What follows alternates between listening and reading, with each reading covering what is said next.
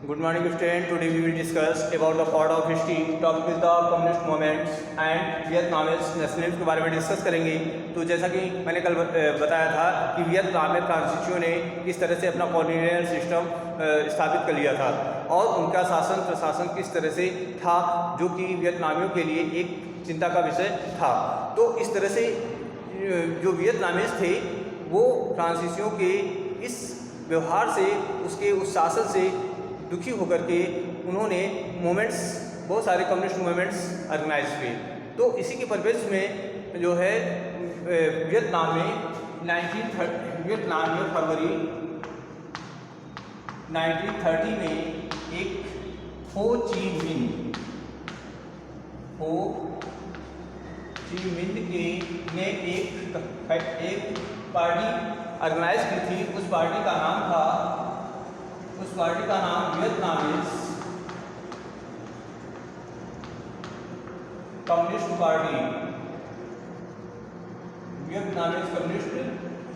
Party था, जो कि बाद में उसको इंडो चाइनीज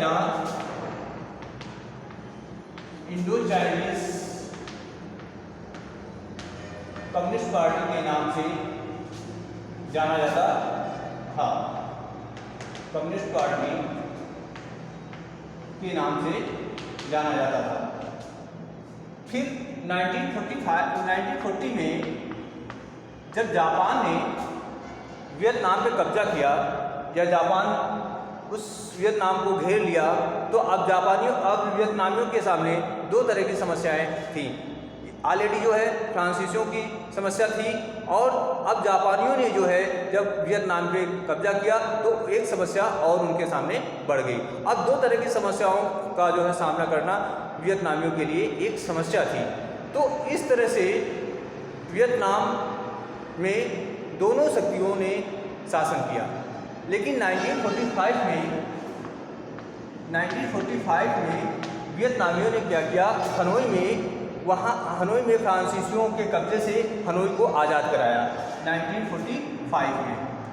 तो 1945 में जो हनोई था वो पूरी तरह से फ्रांसीसियों से आज़ाद हो गया था। अब जो है दूसरी समस्या जो जापानियों की थी, तो जापानियों ने क्या किया 1945 में जापानियों ने क्या किया, सरेंडर कर दिया, मतलब अपने को सरेंडर कर दिया। 1945 में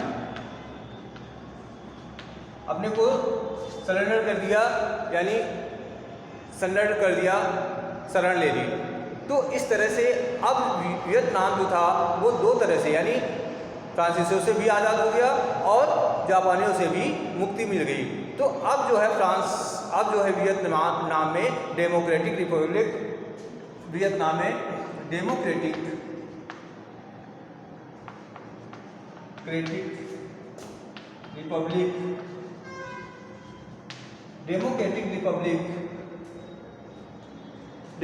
रिपब्लिक का जो है शासन स्थापित हो गया और वो उसकी जो स्थापित हो गया और उसके जो चेयरपर्सन थे, जो चेयरमैन थे, वो यही थे। क्या नाम था उनका? हो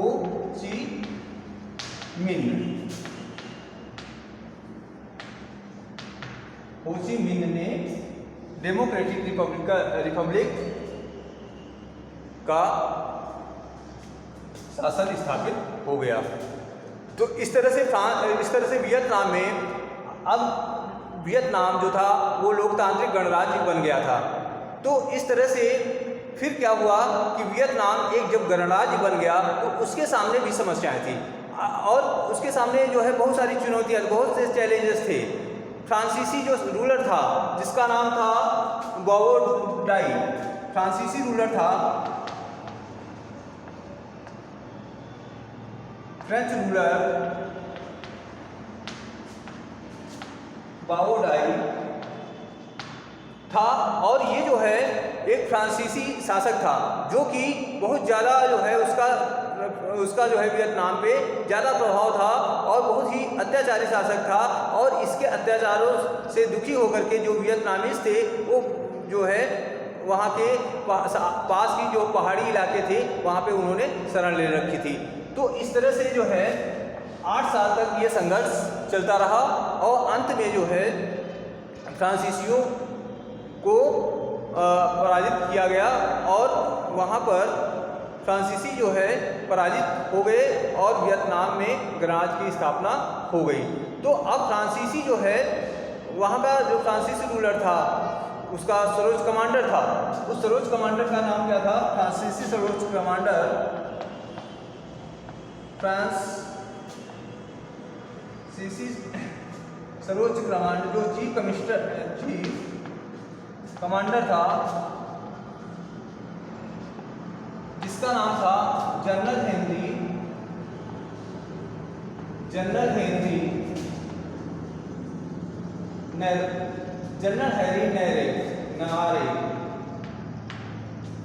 हेनरी नवारे ये वहाँ के चीफ कमांडर थे। तो इन्होंने 1953 में ये डिक्लेयर कर दिया था स्वयं को अपने को विजय घोषित कर दिया था, यानी अपने 1953 में स्वयं को जो है विक्टोरियस घोषित किया था। तो इस तरह से जो है अब इस तरह से 8 वर्ष के but after 8 years of battle, है ना। तो 8 वर्ष के युद्ध के पश्चात जो France was defeated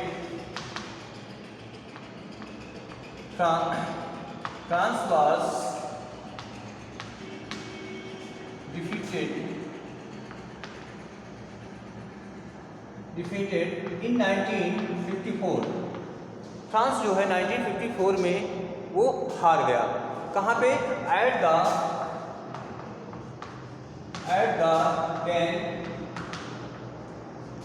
the Dan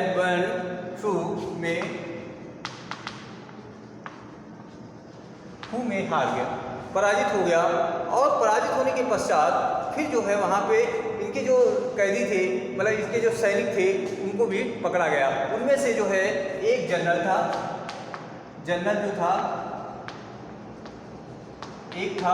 और कर्नल जो थे 16 थे, यानी वह एक जनरल था और 16 कर्नल्स थे और साथ में जो है 49 ऑफिसर थे। तो ये जो फ्रांसीसियों का जो बंच था, पूरा कमांडिंग स्टाफ था, उसको जो है पकड़ लिया गया। तो इस तरह से फ्रांसीसियों के बहुत सारे सैनिक जो है मारे गए। तो फ्रांसीसियों की पराजय के पश्चात अब वहाँ पे एक जिनेवा में शांत सम्मेलन आयोजित किया गया था। तो उस पीस निगोशिएशन इन जिनेवा में ऑर्गेनाइज किया गया था और इसमें जो है वियतनाम पे ये दबाव डाला गया था कि उसको ये एक्सेप्ट करना था कि जो कंट्री थी, यानी वियतनाम को 2 भागों में डिवाइड करना था। यानी वियतनाम जो था वो 2 भागों में डिवाइड करने की बात कही गई थी और उसको जो है वियतनामियों ने एक्सेप्ट भी किया। तो इस तरह से वियतनाम जो था वो 2 भागों में डिवाइड हो गया। एक जो था उसको नॉर्थ वियतनाम कहते थे, नॉर्थ वियतनाम, और दूसरा जो था वो साउथ वियतनाम था, साउथ वियतनाम। तो जो नॉर्थ वियतनाम था वो था हो ची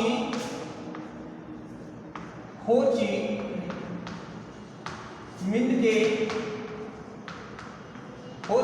के अंडर में था और साथ में जो साउथ वियतनाम था, ये जो था वो बाओ डायस के अंडर में था, बाओ डायस के अंडर में आ गया। तो इस तरह से वियतनाम जो है 2 पार्ट में डिवाइड हो गया। तो आई होप जो है ये चीज़ आपको समझ में आ गई होगी। इस तरह से अब फ्रांस जो है इस युद्ध में वो एंट्री कर गया।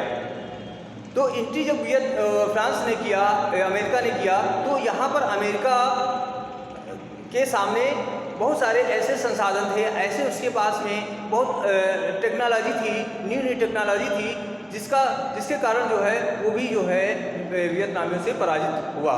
तो ये पराजित होने के पश्चात यहाँ पर जो अमेरिका के बहुत सारे सैनिक थे, जो जिनमें से 1765 से लेकर के 1772 तक लगभग जो है अमेरिका के बहुत सारे सैनिक मारे गए, यानी 30,400 लगभग जो है 3310 इतनी संख्या जो थी वो लगभग वियतनाम में काम करती थी। और इसमें जो है लगभग 47,244 जो थे सैनिक वो मारे गए, है ना। और साथ में जो ये मारे गए थे डाइड हुए, और साथ में 303,704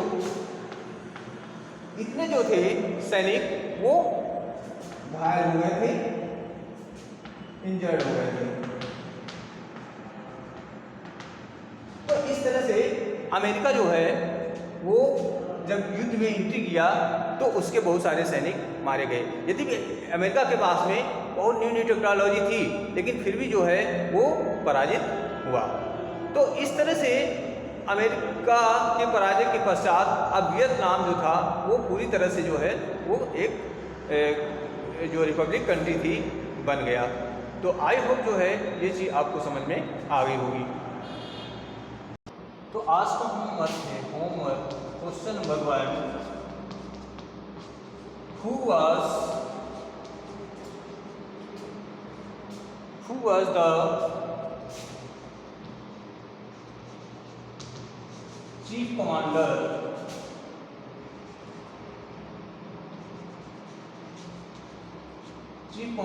of France? Who was the chief commander of France? Question number who was chief commander? Question number 2,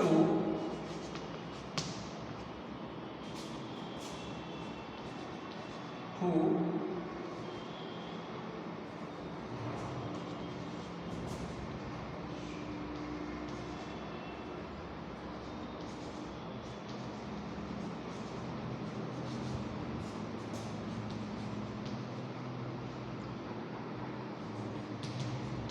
Vietnamese Communist Parties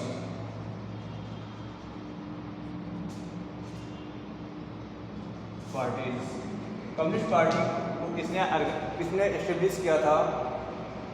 question number 3,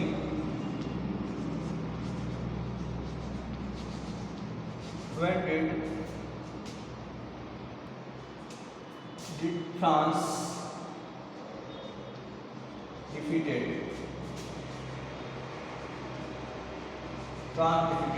Question number 3. Question number 4.